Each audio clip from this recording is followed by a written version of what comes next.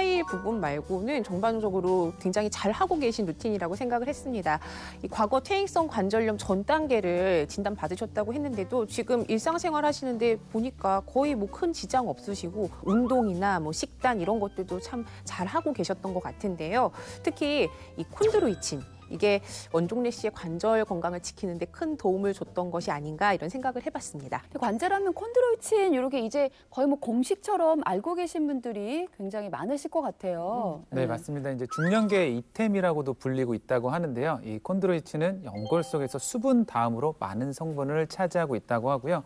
연골 구조를 지지해 주는 것은 물론 연골 탄성섬유의 주성분으로 스프린과 윤활제 역할을 동시에 하면서 관절의 마찰력을 감소시키는 데 도움이 된다고 합니다. 그런데 이제 문제는 나이가 들면 들수록 이 콘드로이친이 점차 감소한다는 건데요.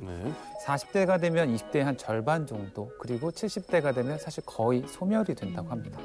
이렇게 이제 콘드로이친이 감소하게 되면 연골의 노화가 가속화되면서 퇴행성 관절염의 위험이 급격하게 증가할 수 있기 때문에 중요한데요. 이 콘드로이친은 몸에서 스스로 합성이 되지 않는 성분이기 때문에 외부에서 섭취를 해서 보충해 주는 것이 필요합니다.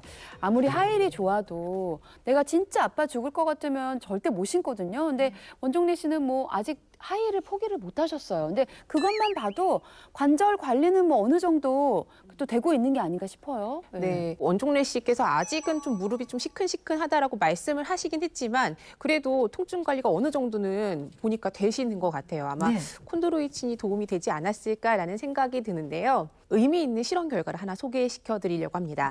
관절 통증이 있는 45세 이상의 환자들을 대상으로 3개월간 콘드로이친을 섭취해 본 실험에서 42일 만에 통증이 줄어들기 시작했고요. 또 3개월 이후에는 대조군에 비해서 관절 통증이 45%나 감소했다고 합니다. 또 다른 실험 결과를 말씀드리면 손 관절에 이상이 있는 남녀에게 콘드로이친을 6개월간 좀 섭취를 시켜봤더니 통증 점수가 대조군 대비 현저히 감소한 것은 물론 이 관절 기능과 더불어 경직까지 개선된 연구 결과가 있었다고 하는데요. 이미 관절염을 겪고 있는 분들도 콘드로이친을 섭취하면 그 부분에 도움을 받을 수 있다고 볼 수 있습니다. 네.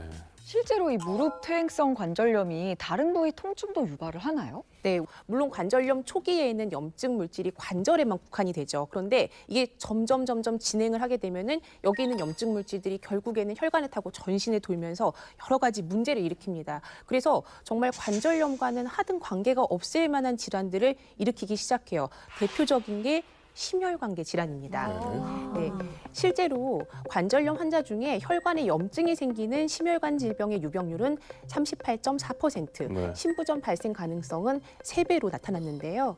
이때 콘드로이친이 염증성 물질의 생성을 차단해서 염증 관련 질환을 예방하는 데 도움을 줄 수 있게 됩니다. 네, 전신 건강을 위해서 염증을 잡는 일이 무엇보다 급선무인 것 같은데요. 자, 그러면 염증만 좀 해결하면 관절염 통증에서 벗어날 수가 있는 건가요? 네, 이 관절 건강을 위해서는 근데 염증뿐만 아니라 이것도 좀 챙기셔야 되는데 바로 관절의 에어백이라고 불리고 있는 연골입니다. 네, 에어백은 저희가 이제 차 사고가 났을 때 충격을 좀 대신 흡수해주는 역할을 하는데요.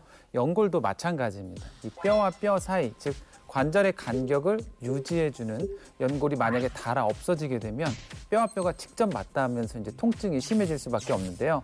이때 이제 콘드로이친의 도움을 받으면 그것들을 좀 개선을 시킬 수가 있는데 한 실험에서 관절 통증이 있는 100여 명의 무릎 골관절염 환자에게 콘드로이친 800mg을 섭취시켜 봤더니 대조군은 관절의 너비가 좀 줄어든 반면 섭취한 사람들은 이 관절 사이의 평균 너비, 최소 너비가 줄지 않고 섭취 전과 비슷하게 유지가 되었다고 합니다. 이렇게 이제 관절 너비를 유지해주면 당연히 뼈와 뼈끼리 부딪히지 않아서 통증을 예방하는 데 도움될 수 있습니다. 네, 콘드로이친이 관절 간격 유지에 어떤 역할을 하게 되는지 쉽게 이해하실 수 있도록 영상을 준비했는데요. 자, 석고기둥 2개를 각각 넓적다리뼈와 정강이뼈, 그리고 2개의 뼈 사이 공간의 관절이라고 한번 생각을 해볼게요. 먼저 연골의 탄력을 담당하는 콘드로이친이 풍부할 경우에는 스펀지처럼 탄력이 좋기 때문에 외부 충격에도 형태를 잘 유지하고 간격도 유지하는 모습을 볼 수가 있죠. 그런데 콘드로이친이 부족하면은 두부처럼 탄력이 떨어져서 작은 충격에도 관절이 쉽게 손상이 될 수 근데 있습니다. 보기만 해도 막 그냥 다 제 무릎이 막 시큰거리는 것 같아요. 네, 제가 듣기로는 원종래 씨가 콘드로이친을 선택할 때 좀 신경 써서 고르신 점이 있다고 들었거든요. 네, 아무래도 우리 몸하고 비슷한 구조를 가지고 있으면 더 좋지 않을까 싶어서요. 알아보니까 철갑상어 연골 콘드로이친이 우리 관절 연골과 굉장히 유사하다고 하더라고요. 네. 그래서 저는 그걸 선택했습니다. 네, 원종래 씨가 선택한 그 철갑상어 연골 콘드로이친 과연 어떤 걸까요? 네, 원종래 씨가 관절 관리를 위해서 조금 열심히 공부를 하신 게 조금 느껴지는데요.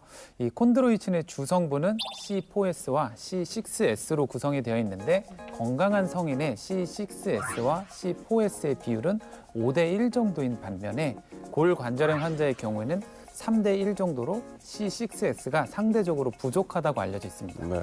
그런데 이제 철갑상어 연골의 경우에는 체중의 약 10%를 차지할 정도로 상대적으로 높을 뿐만 아니라 C6S의 함유량이 높아서 C6S와 C4S의 황금 비율을 맞추는 데 도움을 줄 수 있는데요. 네. 이 철갑상어는 염증 억제에 도움을 주는 항산화력이 소나 일반 상어보다 또 높은 것으로 알려져 있어서 이 철갑상어에 함유된 콘드로이친 황산염은 의료용으로도 많이 사용이 되고 있습니다. 네.